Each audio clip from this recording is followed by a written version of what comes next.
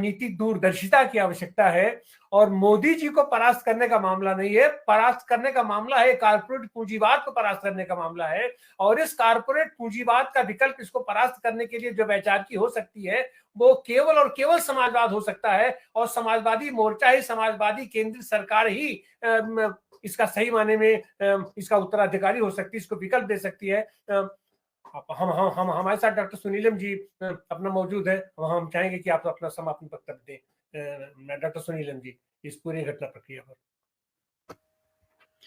बहुत शुक्रिया तिवारी जी। असल में पूरे बिंदु आ गए हैं और समय भी पूरा हो गया है, लेकिन फिर भी मैं दो तीन बातें कहना चाहता हूं। पहली बात यह है कि मैं इसका स्वागत करता हूं। खम्मम के अंदर जो प्रयास शुरू हुआ है, ये विपक्षी एकजुटता का प्रयास है।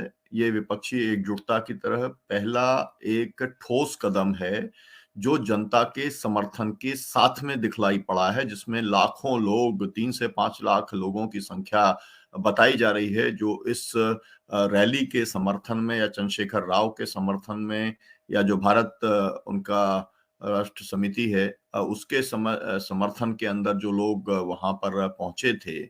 तो इसको और श्रीनगर के प्रयास को, दोनों को एक दूसरे के खिलाफ में नहीं देखा जाना चाहिए। जो गोदी मीडिया है वो क्या कोशिश करता है कि विपक्ष एकजुट नहीं है। गोदी मीडिया कोशिश करता है कि इसका कोई नेता नहीं है। फिर वो कोशिश करता है कि राहुल गांधी इसके नेता बन सकते हैं या नहीं बन सकते। फिर वो कोशिश करता है कि चंद्रशेखर राव बनेंगे या ममता बनर्जी नहीं, वो नीतीश कुमार बनेंगे। कुल मिलाकर के वो ये नैरेटिव खड़ा करने की कोशिश करता है गोदी मीडिया कि देखो ना तो विपक्ष एक सिर्फ है, ना इनके पास में कोई नेता है। लेकिन असल बात यह है कि विपक्ष के पास में जितने अनुभवी नेता हैं, चाहे वो नीतीश कुमार हो जिन्हें बहुत लंबा अनुभव है जो है अपना स्टेट चलाने का और सेंट्रल के अंदर मिनिस्टर के तौर पर रहने का, और उन्हें तो यूपीए एनडीए दोनों के ही अनुभव हैं। उसी तरीके से ममता बनर्जी हैं, ममता बनर्जी को भी यूपीए एनडीए दोनों के अनुभव हैं और बहुत चीफ मिनिस्टर के तौर पर, और वो मतलब वो कैबिनेट मंत्री भी वो लंबे समय तक रही हैं। दोनों को अनुभव है। चंद्रशेखर राव को भी एनडीए यूपीए दोनों के अनुभव हैं और वो भी कैबिनेट मंत्री के तौर पर यहाँ पर रहे हैं। मेरा कहने का मतलब ये है कि इसके अलावा जो भी नेता एकजुट वहां पर हुए हैं वो अपनी राष्ट्रीय पहचान भी रखते हैं, भले ही उनकी पार्टी जो है वो राष्ट्रीय ना हो, लेकिन वो राष्ट्रीय पहचान भी रखते हैं, अनुभव भी रखते हैं और उनके ऊपर कोई दाग नहीं लगा है। ये वाली बात भी एकदम साफ रहनी चाहिए। तो मेरा कहना यह है और मेरी अपील है, और बहुजन संवाद के दर्शकों से भी मैं अपील करना चाहता हूं कि वो गोदी मीडिया के या कॉरपोरेट के जो एक उनका नैरेटिव है उसमें ना फंसे कि विपक्ष एकजुट नहीं है और विपक्ष का कोई एक लीडर नहीं है। अरे भाई, ये वो लोग हैं जिनके पास में कुल मिलाकर के अगर आप देखें तो जो अभी बता रहे थे कि केवल 39% वोट है भारतीय जनता पार्टी के पास में, एनडीए के पास में, तो कुल मिलाकर के ये 61% वाले लोग हैं। 50% के ऊपर ही जो है 51% पे बहुमत हो जाता है, उससे ज्यादा और 10% जो है इनके पास में वोट है और ये डाइवर्सिटी है इनके पास में। और मैं तो आपसे कहूंगा कि सबसे बड़ी बात जो कल हुई है वो बात ये हुई है कि जो न्यायपालिका पे हमला हो रहा है, जो लोकतंत्र पे हमला हो रहा है, जो संविधान पर हमला हो रहा है, उसके बारे में वहां पर चर्चा हुई है और बहुत कॉन्क्रीट बात कही गई है। हम लोग क्योंकि किसान संगठन के साथ जुड़े हैं, हम बार बार इस बात को कहते हैं कि भाई ऐसा क्यों होता है कि पंजाब के अंदर बिजली फ्री मिलती है और पूरे देश के किसानों को बिजली क्यों नहीं फ्री मिलती और क्यों नहीं मिलनी चाहिए। ये वाली बात वहां पर सब नेताओं ने एक साथ एक स्वर के अंदर कही, एक तरीके का कमिटमेंट विपक्ष ने बताया है कि हम पूरे देश के अंदर निशुल्क बिजली देना चाहते हैं। एक तरफ भारतीय जनता पार्टी है, एनडीए की सरकारें हैं जो लगातार बिजली का रेट बढ़ा रही हैं, दूसरी तरफ विपक्ष के द्वारा ये कहा जा रहा है कि हम, क्योंकि कांग्रेस आत्महत्या, क्योंकि जो है आत्महत्या करने का काम किसान कर रहा है, क्योंकि उसका जो पूरा अर्थशास्त्र है वो पूरा बिगड़ रहा है और इसलिए उसको जरूरत है कि वो उसे निशुल्क बिजली दी जाए। तो मुझे लगता है कि इससे बहुत बड़ा कि कमिटमेंट कोई नहीं हो सकता।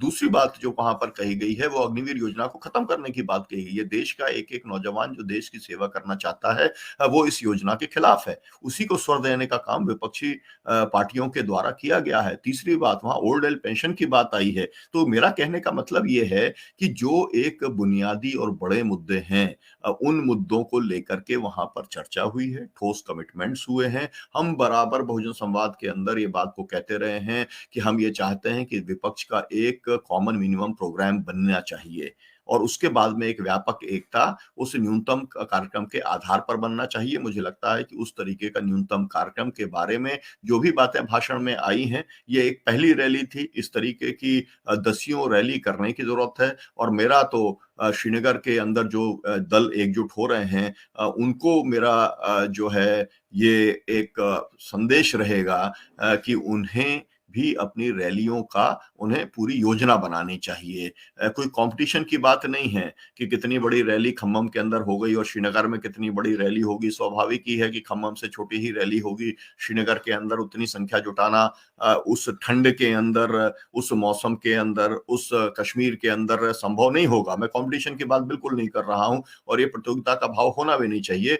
मेरा कहना केवल इतना है कि आपको जनता के बीच में ही जाना पड़ेगा, जनता के बीच में ही कमिटमेंट्स करने पड़ेंगे। जनता के बीच में जाके आपको भारतीय जनता पार्टी के खिलाफ में, और जो बात तिवारी जी कह रहे थे कॉर्पोरेट के खिलाफ में, आपको अपने कमिटमेंट्स बहुत स्पष्ट करने का काम करना पड़ेगा। इसी से ही देश के अंदर माहौल बनेगा। जो बात बहुत ज्यादा पिछले दिनों चली है कि जब तक जो है आंदोलन नहीं होंगे तब तक संसद आवारा हो जाएगी और सड़कें सुनी होंगी तो जनता जो है आवारा हो जाएगी संसद। ये डायलॉग जो है वो बहुत सारे चैनल्स के ऊपर, यहाँ तक कि गोदी मीडिया चैनल्स के अंदर भी मेरे को सुनने को मिलते हैं। तो डॉक्टर लोहिया ने कहा था कि देश को गरमाने की जरूरत है और 5 साल जनता इंतजार नहीं करती। तो अब मुझे लगता है कि काफी समय निकल चुका है, जनता को सड़कों पे लाने की जरूरत है और खुद नेताओं को सड़कों पर आने की जरूरत है। ये बहुत अच्छी बात है, राहुल गांधी सड़क के ऊपर आए हैं, लेकिन सड़क पर उन्होंने अभी केवल यात्रा की है। उन्हें जो है वो जो बुनियादी मुद्दे हैं, जो बड़े मुद्दे हैं, जो जो इस देश की जो मुख्य चिंता है, उन सब सवालों के ऊपर अब विपक्ष को मैदान में आना चाहिए, सड़क पर आना चाहिए, न्यूनतम कार्यक्रम देना चाहिए। और ये जो एक कोशिश होती है कांग्रेस वर्सेस रीजनल पार्टीज को खड़ा करने की, इस कोशिश से लोगों को बाज भी आना चाहिए और हम जो विपक्ष के लोग हैं, या ये कहा जाए कि गैर भाजपावाद जो लोग एक वैचारिक दृष्टि से जो लोग देखते हैं, उनको भी दोनों खेमों को अलग अलग करने की कोशिश नहीं करनी चाहिए। और मंत्री जी ने एकदम ठीक कहा है कि जो सबसे बड़ा होता है उसकी सबसे बड़ी जिम्मेदारी होती है। स्वाभाविक तौर पे कांग्रेस पार्टी ने यूपीए 1 यूपीए 2 चलाने का काम किया है, तो उसकी मूल जिम्मेदारी है कि वो संपूर्ण विपक्ष को साथ लेकर के चलने का काम करे। और हम ये उम्मीद कर सकते हैं खम्मम रैली के बाद में, क्योंकि उन्होंने ये वाली बात साफ कर दी है। भाषा को लेकर के बहुत इंपॉर्टेंट बात हुई है। वहां पर आपको मालूम है देशी भाषाओं की बात समाजवादी लगातार करते रहे हैं और वहां पर भी ये वाली बात हुई है। वहां पर भी साफ साफ कहा गया है कि हम जो है भले ही चंद्रशेखर राव हिंदी में बोल रहे हैं, लेकिन ये वाली बात एकदम साफ हो रही है कि हम लोग हिंदी को थोपे जाने के खिलाफ है। हम लोग देशी भाषाओं के पक्ष में हैं, रीजनल आइडेंटिटी के हम पक्ष में हैं, हम फेडरलिज्म के पक्ष में हैं। हम इस देश का जो बुनियाद है जो संविधान का, वो संघवाद को हम बढ़ावा देना चाहते हैं। तो ये जो कमिटमेंट्स हैं, मुझे लगता है कि ये विपक्ष को काफी आगे ले जाएंगे। और जो ये कहा जाता था कि लोग डरते हैं सीबीआई से, आईडी से, ईडी से डरते हैं और इसलिए नहीं निकलते हैं, इसी कमरों के अंदर पड़े रहते हैं, वो बात मुझे लगता है कि लोगों को समझ में आएगी कि इस तरीके से डर करके कोई राजनीति करता नहीं है। ये एक किस्म का नैरेटिव बनाने का काम किया जाता है और वो नैरेटिव को खत्म करने के अंदर खम्मम रैली जरूर कामयाब हुई है। और हम ये जरूर उम्मीद करते हैं कि ये एक रैली होकर के जो है मामला रुकेगा नहीं, ये रैलियां पूरे देश में होंगी। साउथ में सबसे ज्यादा गुंजाइश है, केवल कर्नाटका है जो भारतीय जनता पार्टी के पास है। नहीं तो आप अगर आप चले जाइए तो पूरा सीधा का सीधा आप चाहे बंगाल हो, चाहे वो उड़ीसा हो, चाहे जो है आप चले जाइए स्टालिन हो, चाहे वो केरल हो, चाहे आंध्र प्रदेश हो, चाहे तेलंगाना हो, तो कुल मिलाकर के भारतीय जनता पार्टी का जो सफाया है वो दक्षिण से है और बहुत अच्छा किया है। और मैं उम्मीद करता हूं ये वाली बात भी अगर वहां पर खुल करके हो जाती और ये अगर इनिशिएटिव, मेरे को लगता है कि ये बात आती कि भाई कांग्रेस जो है वो मेन प्लेयर है, कर्नाटका के अंदर मेन प्लेयर है, कांग्रेस मध्य प्रदेश के अंदर है, छत्तीसगढ़ में है, राजस्थान में है। तो अगर जहां जहां पर वो मेन प्लेयर है, हम भी उसका साथ देने का काम करेंगे, लेकिन उसके पहले कांग्रेस पार्टी को सबके साथ को उसका साथ लेने का बड़ा मन बनाना पड़ेगा। और इस जो वातावरण है और ये जो तथ्य है, इसको समझना पड़ेगा कि कांग्रेस जो है वो अकेले विकल्प देने की स्थिति में इस समय देश में नहीं है। यात्रा का जो सबसे बुरा फॉल आउट था, जिसकी उम्मीद मैं बार बार कर रहा था, 3000 किलोमीटर यात्रा चली और उसके बीच में कम से कम मैंने 100 कार्यक्रमों के अंदर हिस्सेदारी की होगी और मैंने कहा था कि यात्रा कामयाब होगी, राहुल गांधी को इमेज सुधारने का मौका मिलेगा।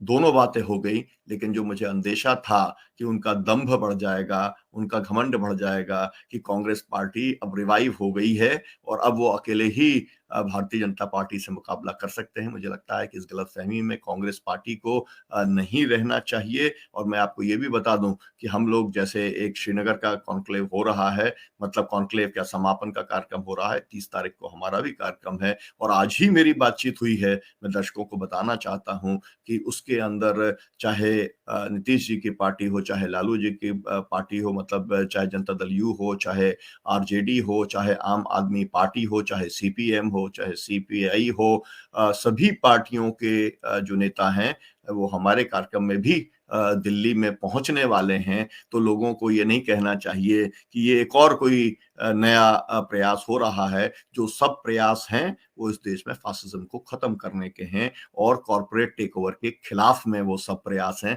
सब एक ही दिशा में प्रयास हैं। इनको एक दूसरे के खिलाफ में खड़ा करना जो है वो ठीक नहीं है। बस यही मान्यता है। समय हो चुका है। तिवारी जी, बहुत शुक्रिया आपका।